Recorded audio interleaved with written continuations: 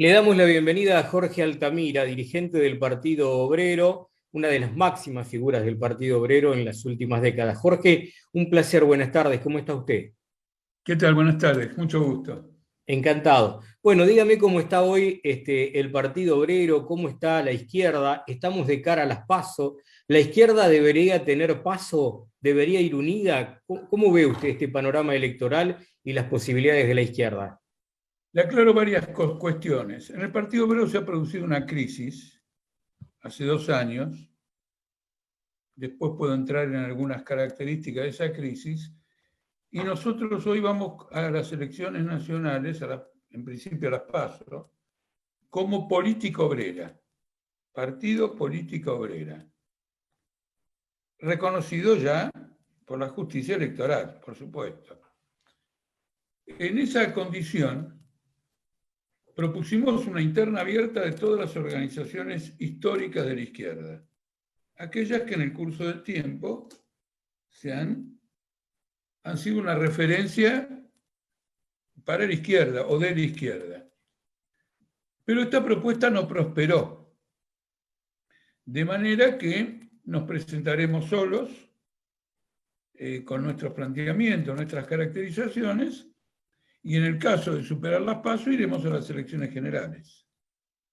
Partido Política Obrera, usted dijo se produjo una crisis en el Partido Obrero hace algún tiempo. ¿Cuál fue el motivo de la crisis? ¿Cuál fue el disparador? Sí. Ocurre lo siguiente, hay dos elementos en la crisis. En primer lugar, divergencia de apreciación sobre la situación política cuando gobernaba Macri, que llevan a cuestiones de orden más estratégico.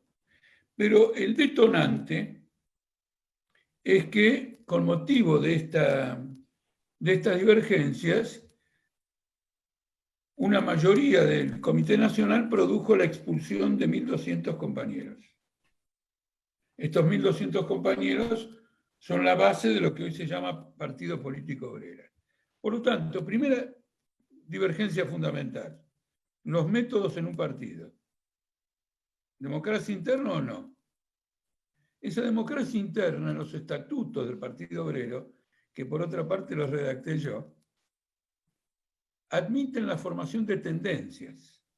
Es decir, que no es simplemente una democracia individual. Tal compañero, tal otro, que tengan divergencias y abran discusiones. Sino que cuando las divergencias asumen un carácter de orden general, se pueden producir tendencias, agruparse en tendencias y discutir colectivamente. Este es un principio democrático muy fuerte, por eso está en los estatutos del Partido Obrero.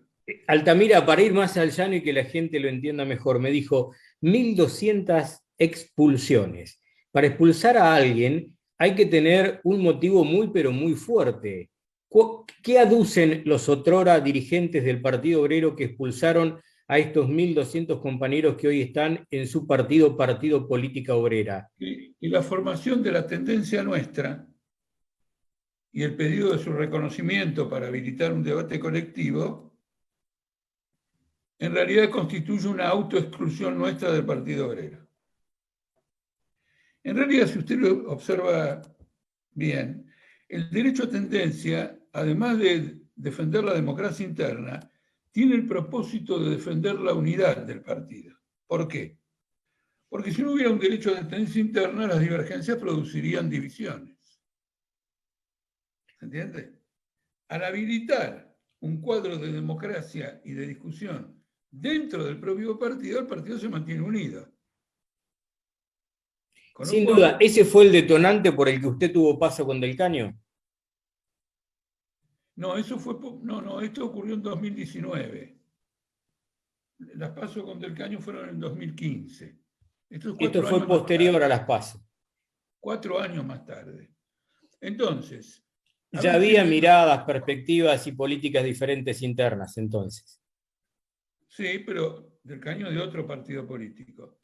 Entonces, sí, yo estoy hablando de la izquierda, ¿no? Estoy hablando de la izquierda. No, pero estábamos hablando de la crisis en el Partido Obrero. Sí, sí, está bien. Yo me fui a la izquierda, como siempre va unida. Claro. Entonces, a ver, para que nos entiendan los televidentes, tenemos un conjunto de divergencias que se las puedo señalar porque han cobrado más importancia desde la crisis, pero el problema fundamental es metodológico. Discutimos la crisis internamente o no se permite una discusión interna. Y los estatutos del Partido Obrero habilitan la formación de tendencias. Esta dirección, entendido, ha violado ese tipo de estatuto. Las divergencias políticas mismas tienen que ver con, en el periodo del gobierno de Macri, con una actitud excesivamente electoralista y parlamentarista de parte del Partido Obrero. El Partido Obrero oficial ha hecho un culto de las elecciones y del parlamentarismo y como consecuencia de esto ha tenido episodios políticos muy negativos. Por ejemplo, recientemente, con motivo del pedido de San Lorenzo de recuperar su estadio, votó a favor de un proyecto de ley en la legislatura que habilita un gran negociado inmobiliario en Boedo. Esto ya implica que en el parlamentarismo del partido oficial ya hay una colaboración política con intereses que son ajenos a la clase obrera. Le puedo dar otros ejemplos de esas características, pero aún con estas divergencias propusimos un traspaso de toda la izquierda, en la que, de acuerdo al voto, iba a haber una lista común y una proporción de representación según los resultados obtenidos por cada uno. Como usted ve, nosotros discutimos, tenemos divergencias, marcamos errores, pero procuramos defender un marco de unidad política dentro de la democracia. Entonces, Bueno, esta es una cuestión de una importancia absolutamente extraordinaria, porque en definitiva la pregunta es si uno va a votar a un partido de características autoritarias o va a votar a un partido que, si es democrático él mismo, tendrá por naturaleza una posición política muy democrática a la hora de ser gobierno. Altamira, ¿cómo analiza la situación del país? Un país que bajó de categoría de emergente a fronterizo, un país que tiene el 50% de pobres, un país que perdió en el último año y medio 250.000 puestos de trabajo genuinos y que tiene el 50% de las pymes en situación de quebranto. Mire, todo eso que usted dice es verdad. Lo más grave no es, sin embargo, eso. Lo más grave es que en esas condiciones el gobierno trabaja para un ajuste fiscal y monetario. Es decir, que en momentos de deterioro social sin precedentes y deterioro económico sin precedentes, la orientación del gobierno sigue los principios del Fondo Monetario Internacional y de los acreedores de la deuda externa. Este es el crimen político que hay en este momento. Porque usted puede tener una situación muy grave, de la cual son responsables los gobiernos últimos del país, hace 30, 40 años, claro. Pero en una situación grave, ¿usted qué coloca como prioridad? ¿El pago puntual de la deuda o la reactivación económica del país, el pleno empleo, el aumento de salario, etcétera? El gobierno ha llegado a una perfidia tan grande que bajo la consigna de luchemos contra la inflación, en realidad ha operado un despojo enorme al trabajador y al jubilado. Porque el argumento es esto: la mejora del jubilado y del trabajador, dice el gobierno, vendrá si bajamos la inflación. Para bajar la inflación, las paritarias arreglan aumentos salariales inferiores a la inflación. Los jubilados reciben aumentos muy inferiores a la inflación. Es decir, que la lucha contra la inflación es un pretexto para hundir más en la pobreza a los trabajadores activos, estén en blanco o en negro, o a los jubilados. Dígame si un salario mínimo de 20 y pico mil pesos o una jubilación mínima de 20 y pico de mil pesos no constituye una agresión social y humana de características tremendas. Este es el problema fundamental. Esto es lo que vamos a exponer en la campaña electoral. Altamira, ¿y cuál es la propuesta de su partido político ante esta situación? Un aumento general de salarios y de jubilaciones, por encima de la inflación. Por otro lado... ¿Y de dónde salen esos recursos, Altamira? Pero la gente que trabaja, las empresas que trabajan, producen, la producción se divide en salarios y ganancias. Estoy de acuerdo, pero hoy el Estado paga 33 millones de cheques sobre 44 millones de argentinos, que incluyen jubilación y salarios del Estado. El Estado tiene casi 5 millones de empleados y también tiene que pagar esas jubilaciones más los 5 millones de empleados. Pero ese no es el problema del Estado. El problema del Estado es la deuda pública. Está bien, es la deuda pública y es la no convergencia fiscal. Tenemos el embudo al revés los argentinos. Hasta que no lo acomodemos... No. Mire. No, sí, Altamira, no se puede gastar más de lo que ingresa. Eso es una ecuación de primer grado.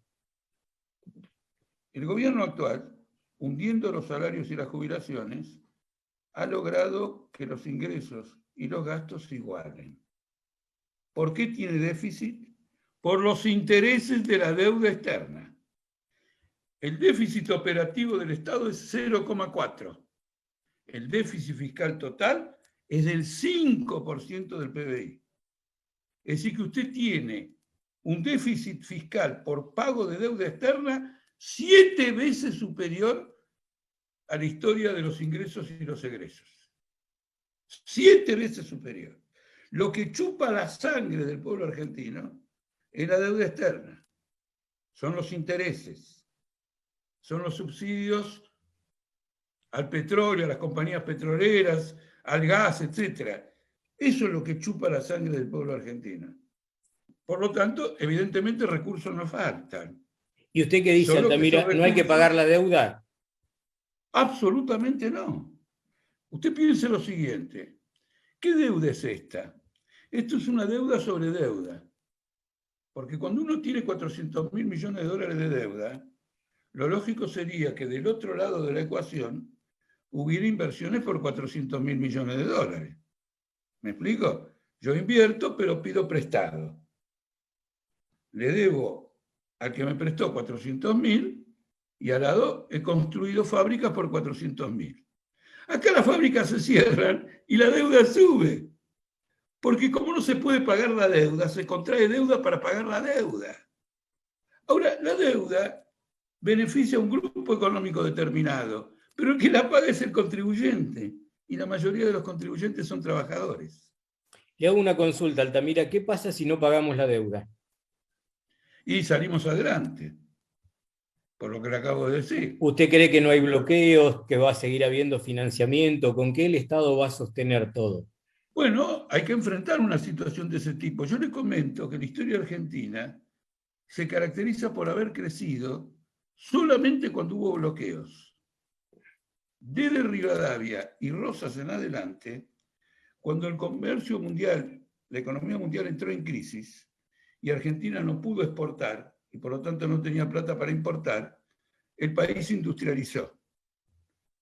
Eso ocurrió en la Primera Guerra Mundial, ocurrió en la Segunda Guerra Mundial, ocurrió en la crisis de 1830, porque obliga al Estado y obliga a la sociedad en general a racionalizar la política económica, a dejar de orientar inversiones hacia gastos superfluos y a montar un proceso de industrialización. De todos modos, esta es la salida. Porque, a ver, ¿qué podemos importar si tenemos que pagar una deuda tan elevada? ¿De dónde sale la plata para importar algo? Hoy estamos bloqueados. Argentina está bloqueada en el mercado mundial porque no tiene recursos. Acá no entra un peso por inversiones extranjeras de ningún tipo. Entonces, ¿cuál es el temor? ¿Cuál es el temor si usted no las tiene esas inversiones extranjeras? En cambio, si hacemos un plan de reactivación, podemos provocar el interés de ciertos inversores extranjeros en asociarse a ese proceso de reactivación. Por lo Claro, tanto, el escenario... llegamos a un punto donde en algo nos encontramos, que usted acaba de decir no hay recursos, es cierto, no hay dólares para importar, quiere decir que no hay dólares para producir, hoy faltan productos para... La industria automotriz exhibe el 15% de los productos que tendría en portfolio. La industria farmacéutica están faltando fármacos, no hay gomas para el agro, por decirle una cantidad de insumos, porque no hay dólares. Por eso no hay dólares porque más se van al pago de la deuda externa. Discúlpeme que le insista. No hay dólares por eso. Independientemente, permítame. Sí, con mucho gusto, Altamira. Independientemente de si los dólares en la industria medicinal y en la automotriz están bien gastados. Independientemente. No hay dólares porque se paga la deuda externa. Este gobierno, la deuda externa aumentó considerablemente porque usted lee los diarios y ve que la deuda en el mercado local en pesos crece en forma desproporcionada, indexada por inflación. Mire qué interesante. Los salarios no están indexados por inflación. La deuda con los acreedores sí. Y encima de la inflación una tasa de interés. Bueno, había la fórmula anterior con lo que se pagaba a los jubilados, tenía una indexación, una parte del coeficiente, indexación por inflación, pero ahora Fernández lo sacó. Sí, claro, cometió un grave, es decir, fue un ataque a los trabajadores. El robo de Macri fue que se tragó todo un semestre. Al hacer el cambio, se comió todo un semestre y provocó un levantamiento popular. Este gobierno se benefició de aquello y encima enchufó una inflación, un ajuste que es inferior. Y ya lo era cuando gobernaba antes el kirchnerismo. Pero en esto macristas y kirchneristas están de acuerdo. ¿O usted ha visto algún macrista movilizándose al obelisco para que aumenten a los jubilados? No, no y no. Nuestra gran deuda social y moral está con nuestros mayores, Altamira, ¿no? No solo es un problema de deuda social y moral, los mayores han aportado. Por eso mismo digo, social y moral. Se han roto el lomo toda su vida, claro. Bueno, pero ¿dónde fue ese dinero? A ver, si el dinero a las campañas políticas. Si el dinero que aportaron no va a los jubilados, quiere decir que va a otro sector. Cuando usted mira los gigantescos subsidios al Claro, gas, yo le quería preguntar, usted no puede haber 10 millones de planes sin eternum. No, lo que no puede haber es un desfalco económico que lleve a que haya 10 millones de pobres. Porque si usted tiene 10 millones de pobres y no les asiste de ninguna manera, está provocando una catástrofe social. El problema no es quitar la ayuda a los pobres, el problema es acabar con la pobreza. Y para acabar con la pobreza hay que terminar con este desfalco financiero. Es un desfalco financiero absolutamente enorme. Todos los que llegan acaban con los pobres y cada vez somos más pobres y tenemos más pobreza. Bueno, usted está haciendo una observación muy aguda, porque todos los que llegan son Macri y Fernández. Bueno, hay que votar a nuestro partido, que no es ni Macri ni Fernández, que va con una propuesta completamente diferente. Con una propuesta completamente diferente. ¿Por qué? Tanto el macrismo como el kirchnerismo, bajo presión del FMI, se comprometieron a que el acuerdo que se vaya a firmar con el FMI se vote en el Congreso. De manera que si usted vota a Fernández o vota a Macri, está votando a dos bloques que van a votar por un acuerdo lesivo para el país. Si usted vota Partido Político Obrera, usted va a tener un diputado, senadores, representantes parlamentarios que van a combatir en el Parlamento, en el Congreso de la Nación, van a denunciar el latrocinio que significa ese acuerdo con el Fondo Monetario Internacional. Y van a ofrecer una alternativa diferente.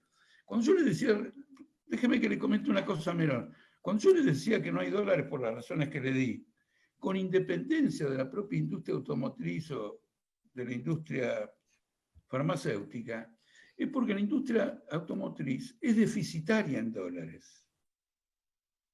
Importa más de lo que exporta. Entonces nos crea una crisis en dólares.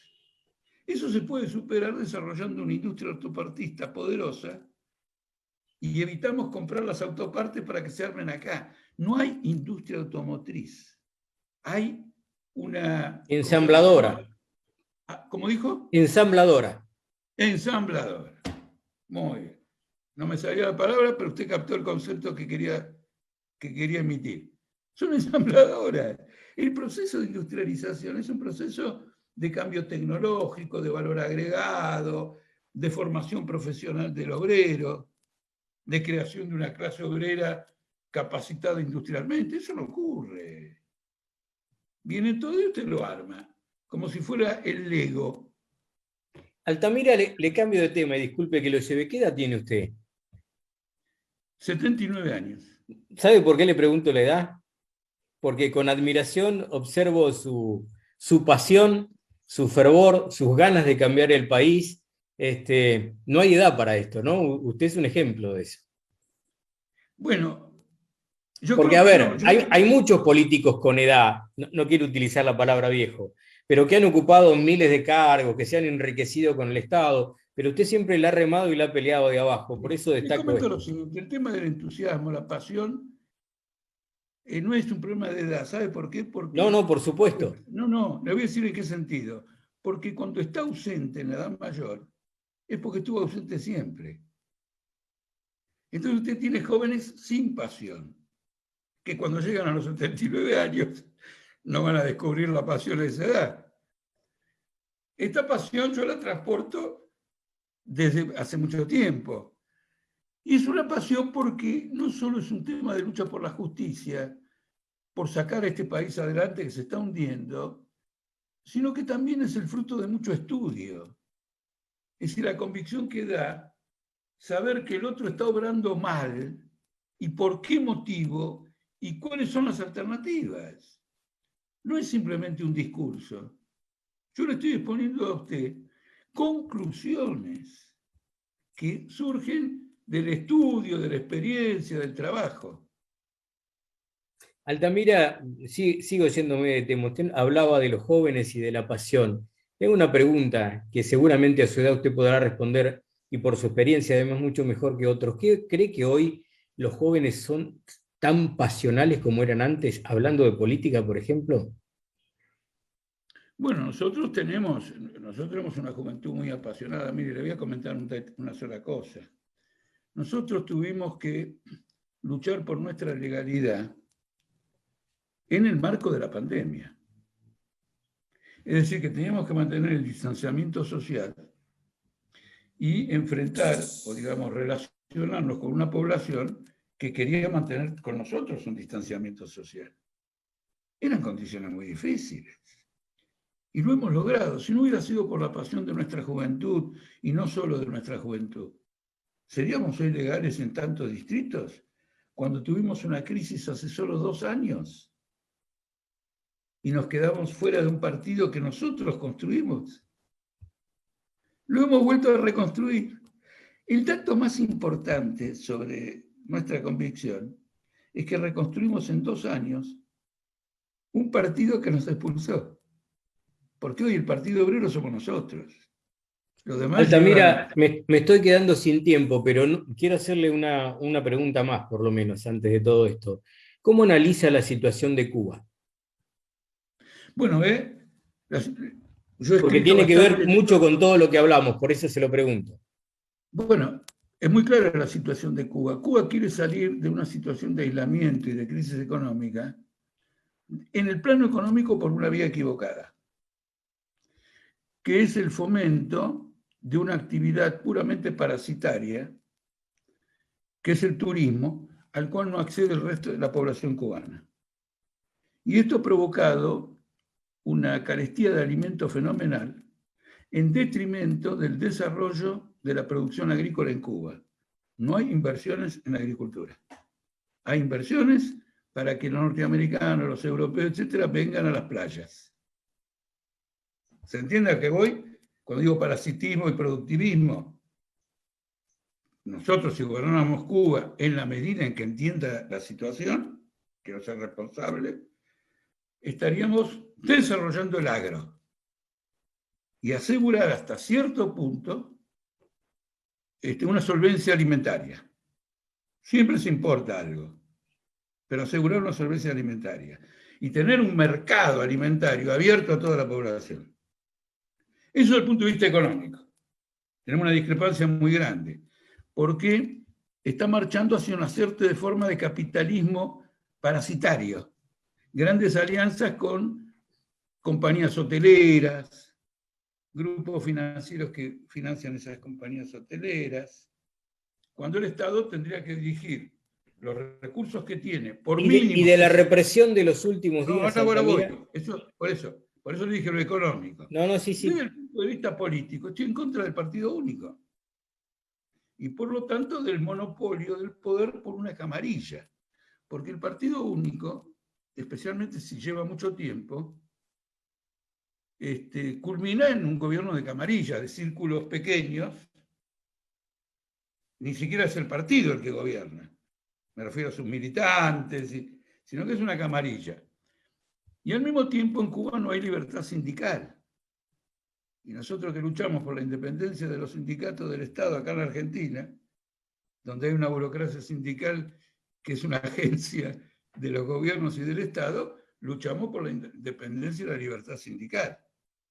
En una palabra, resumo, es la hora de que en Cuba los militantes, los luchadores que entienden este problema, construyan en Cuba, en oposición al gobierno, un partido obrero.